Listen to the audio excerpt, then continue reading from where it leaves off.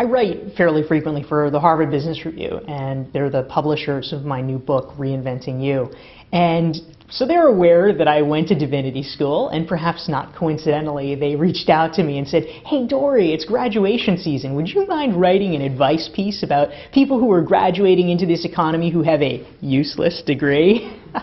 And so I said sure, because I know what it's like to tell people that you went to Divinity School. And the first question is, "Oh, are you a minister?" And then the second question, when you say, "No, I'm not a minister," is they say, "Why on earth did you do that? How does that relate to anything that you're doing?" And so you have to overcome a certain amount of skepticism from the public. So ultimately, I think that there are three key points to keep in mind when you're talking about a Divinity School degree, if in fact you are not planning to become a minister. The first is that when you are either applying for a job or talking to people about what you learned, it's useful to talk about your skills rather than your content expertise.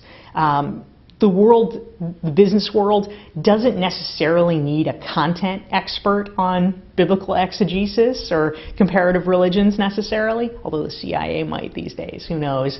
But they do need people who can write clearly, who can think clearly, who have the ability to analyze texts and make powerful logical arguments. And so, whatever you feel the skills are that you've developed, that can be something useful to emphasize.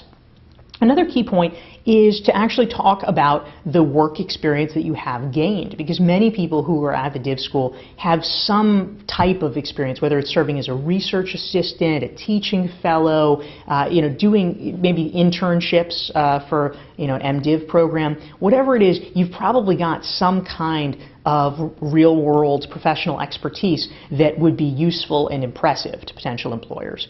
And the third piece, which I've actually found to be perhaps the most powerful of all three, is that talking about your degree and being open about it, not sort of shunting it off to the side and hiding it, is really great, because people love to talk about religion and theology. You can actually make deep personal connections with people that you might not otherwise be able to, because they are so interested in engaging with you on this subject matter.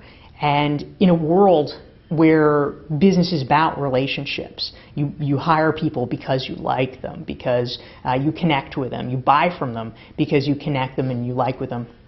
You can get to a deeper and more profound level with people, I think, because they are interested in talking with you about a shared passion that you have. And people do feel very passionately about religion and its study. And so that's been something that has been very useful to me professionally.